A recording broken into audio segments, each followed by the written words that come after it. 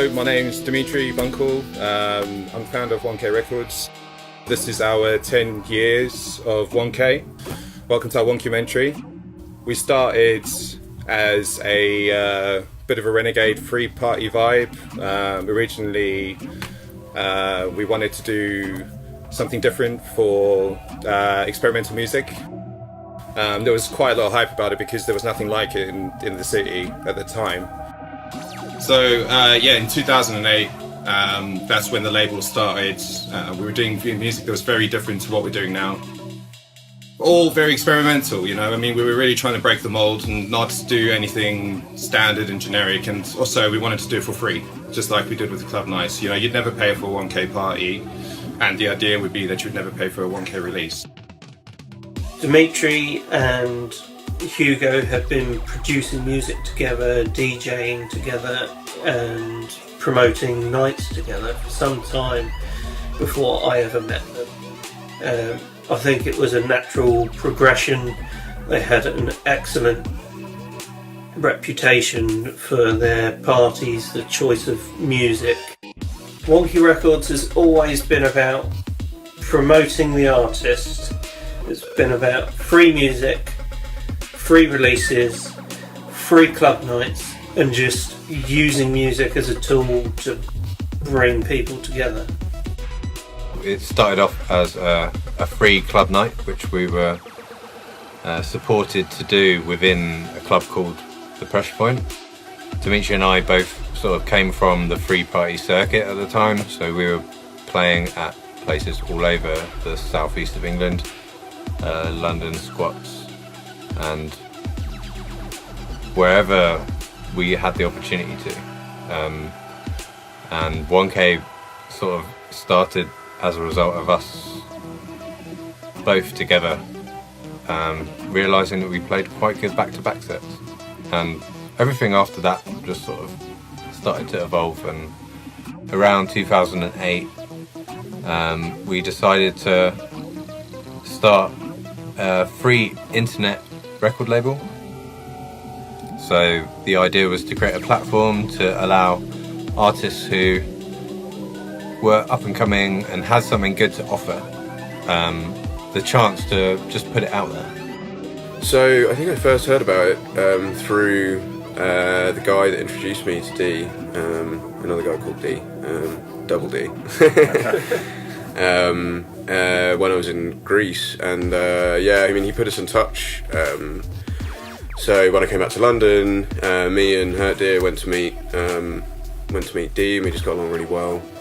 And like pretty quickly started doing stuff together. I mean, like D pretty immediately started like booking us for gigs and stuff, and like I think Shaken was pretty early on, like not that long after we met. I like the fact that it's like musically really open to experimental like electronic music, bass music. I also really like the fact that it's about giving people an opportunity to release music, like new and interesting music, when they might be struggling to find other places to do that. So we release a lot of artists that like are maybe new, or like maybe they're not new, but they just have something like a bit outside the realm of like what most other labels will kind of want to deal with, and like we can just give them like a platform to get that music out to the world. And in the context of like new artists, it's especially valuable because it gives them that first release, which is really hard to land, and then if they go on to release stuff with other labels, or they approach other labels, it's like, well look, I've already released something here, people have been enjoying it, you know. And I think that's like something that you don't really see much with labels actually. You really don't see many labels. Like having been kind of involved with the label for quite a few years as like an artist, I think it was about 3 years ago, Dimitri asked me if I wanted to help him like co-run it, which I was like very much up for straight away, because you know, 1K had helped me out so much over the years. I was like really happy to be able to like give something back to that. Kind of since then we've like collaborated in terms of like you know, deciding what tracks we want to get for compilations, finding producers, and I mean I do the mastering for the compilations, and like dealing with the artists to try and get like the best result we possibly can for them, like maybe help them out a little bit as well. And yeah, we just kind of strategize about what we're going to do with the label next, and around the same time, H got involved with that as well. So between the three of us, we've got quite a good kind of setup where no one has to like shoulder too much of the burden, because it's quite a lot trying to run something like that on your own. And three different perspectives on what we want to do next, what's good and what's not. Easy to make decisions when it's always 2 against 1. For me, I'm sort of the art director for the label, so I work in design, and I'm kind of taking care of the visual aspects of it. The covers, and this has to be said as well, big huge mention to Shindy, who's doing all our cover graphics. Is doing some really fucking amazing art, and we all get together, both Shindy and Dimitri and Sandy and I, to try and work out what works for a particular release. It's great to be a part of 1K, not just because of like the music, but also because of the design. But musically is fantastic, just in the way that the flexibility is there, the open-mindedness and the willingness and actively pursuing new talent that hasn't necessarily got 1,000 SoundCloud likes in the last 24 hours, but something that we believe in, and that kind of the flexibility, the style, the fact that we've got a sort of ideas and direction more than being a genre head type of label. So it's not like, okay, so that's not this thing, we can't do that, that's not that thing, we can't do that. It's basically whether it fits a more general soundscape of, yeah, that's rude, that's dirty, and that's heavy kind of thing. So it's hard to describe, but it's developed over the years, but it is not related to a particular BPM or a particular beat structure, or a particular level of fame in order to get in with the label. Like it's about releasing what is within the brackets that we feel the label is about, and those brackets are still flexible. So I think this whole agreement but flexible dynamic is what I really like about the label. I actually heard about 1K Records through my dad the first time. He's been quite heavily involved in the underground scene from when I was a very young lad, and yeah, he hooked me up with Dimitri a very long time ago. After many emails from Dimitri of me being long as fuck, basically, eventually I got my shit together and sent Dimitri some tunes, and he was patient enough to actually deal with me and keep pushing me forward. The first meeting I ever had with Dimitri, and he came to some bizarre grime night that I'd been booked for, like completely randomly, and yeah, there was an MC whose kind of gimmick, I suppose, was to just laugh really loudly, and that was like his hook, like his thing. And yeah, that was like the perfect introduction for me and Dimitri to start hanging out, and just, yeah, the first memory of many bizarre encounters that lead to absolutely strange situations. To work with on a professional level, they send me a brief, and they give me a very clear idea about what they want, which is great as an artist, because you're not stabbing in the dark, and you're not just going back and forth for ages until you have like a concise idea. They have a very clear idea about what they want, but they also give me a lot of room, a lot of artistic license to kind of say, well, I think this will look pretty cool with this, or let me go a bit mental with some of the details in this part. And they seem very open to my ideas as well, which is amazing, and we always end up with something that we're all happy with, which is obviously perfect. But and not only that, on a professional level are they great to work with, but they're all really great guys as well. Like every single one of the guys that either the artists or promoters or you know, the creative directors, whatever. You know, there's quite a big team of people, of like, you know, musicians, artists, and you know, and they're all great. They're all really sound. They're already, you know, we all get on really well, and that's what I like about them. I originally came across Wonk from playing at the same nights around London. They hosted a room and I was instantly just drawn in by the sound and the vibes of the place. I was approached after playing one of the nights by Dimitri and we just hit it off. I feel Wonk is more of a feel than a sound. A maverick label with a very clear, audible identity. From the ethos to the artist, Wonk is a truly special label and I really look forward to what the future holds.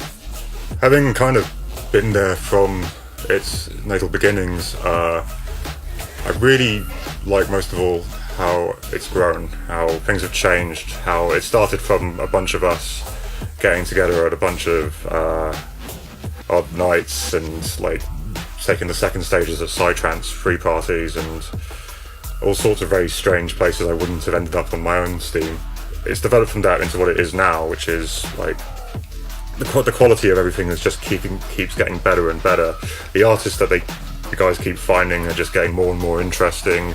The artwork went from a couple of things that I contributed that were cartoons I quite enjoyed to Shindy's incredible work that I don't even try and compete with. The nights are getting better, the recognition's getting better, the bass bin is like a beautiful thing that has accounted for some of the most fun times I've had, and as a piece of device itself, it's just a marvel. I continue to like and very graciously always been invited to release on the compilations, and I've released a lot of music on the compilations. I don't think I can even name most of them off the top of my head. I remember Cats and Jammer, Wolf Like Altruism, River from Guilt Rush, like at least 4 more. But eventually I got my act together and put together an album called, an EP, 5-track EP that I released through the label called Ichor in My Bloodstream, which was an album that I'm still very proud of, still one of my finest things I've done, and very, very grateful and happy to have it on that label and nowhere else, because I'm proud of those tunes. I still play them out loud, out live, and I'm proud of the label and where it's gone, so it's nice to have them associated with that. There are absolutely no boundaries with Wonk Records, man. Like, I've heard tracks that some of my favorite artists on this label have made, and then heard like 180 versions of that and been like, what the fuck? Like, how are you guys doing that? But that's the beauty. It's like there are no boundaries. There's no like cutoff where it's just like, oh, this is too crazy, blah blah blah. It's like you get the opportunity to fully exert what knowledge you have, you know, creating crazy IDM music, and this label basically gives you like the open confidence to do so. You know, yes, they're looking for a sound, but they're also looking to see like where your sound can go towards their vision, and that means a lot to me in a label. I think I remember it must have been SoundCloud and seeing a few mixes and tunes pop up, and then just noticing that they were a label which like just catered for a lot of different styles and being quite interested in them. And then I remember the first time I really got a sense of it was when I went to a night in Brighton, which was actually the last 1K night with like Kanji, Lenkems, Seppa, a few other people. Yeah, it was really good. I like the fact that they cater for a lot of different styles and at the same time kind of have their own sound as well. And also as well, yeah, I like the people on 1K, I like the crew as well a lot after getting to know Dimitri, Sandy, lots of these people involved, Oscar, Max, they're all like some of my best mates now. So yeah, it's kind of like a good mix of good tunes and good people, so yeah. They have a really gritty, like gnarly, heavy aesthetic to their sound, which is really cool. It's like really a kind of no holds barred. A lot of other labels try and play it really safe, whereas they're like really always pushing it to just go as crazy as you want, which is pretty cool. I think I heard about 1K when I was in the womb, and yeah, they assigned me to the label when I was like 13 or 14, and ever since then, it just like helped me like gain traction as a producer. I think I first heard about Wonk through Cursor at Boomtown a very long time ago. I think he showed me like Seppa and a few people in the bass bin like when they were playing. Oh, I think my favourite moment of the Wonk was on my first set to Boomtown. They let me play at Alan's Secret Cinema, and it went off and it was really great, and it kind of like made me rethink like where I like to stand in the music industry.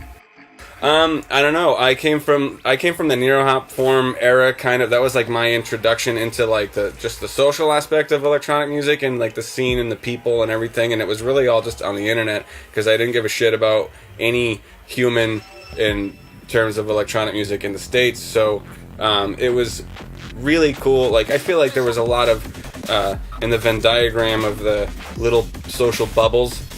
You know, Wonky it definitely took up a lot of there was a lot of overlap with like the Nero Hop form people and like the other people that I had. Well, it's mostly just those two things, honestly, back then. And I just loved all the music that came out of there and all the people. And it was always weird and tight and real and not like generic-y or corporate-y or punk rock. It's really tight. No, really though. Honestly, it was like not trying to be something specific or like conform to some like, you know, stupid thing. So it's coming up to our 10th year, our 10-year anniversary. Obviously, that's why we're making this so that everyone can understand what we're doing a bit more. But you know, usually every year we do a Contagious release. It first started off with I'm Contagious. Then from there we've kind of done You're Contagious and a whole bunch of other ones. It's kind of a fun thing, you know, it's a showcase for us to have some artists which are, you know, more established, but then also get a whole bunch of new talent, people that, you know, don't have the following as Sandy and the Talking has spoken about before, you know, but instead they can have a platform just to give them a release, you know, pay as you feel, where everything gets reinvested back into the label again. We don't really have any profit margin, you know, or we don't make profit at all. This is, you know, we all do it purely for the love, and we're all in this together. And we just want to keep hearing more and more interesting and crazy sounds that everybody has to offer. And we don't want to stick to the norm, and we never will.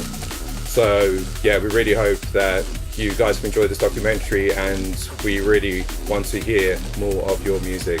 So it's been 10 years. I'm hoping that we're going to be running this for at least another 30. But, you know, from my side and from the fam and from everyone's perspective, you know, like this has been an awesome experience, and we can't wait to show you more.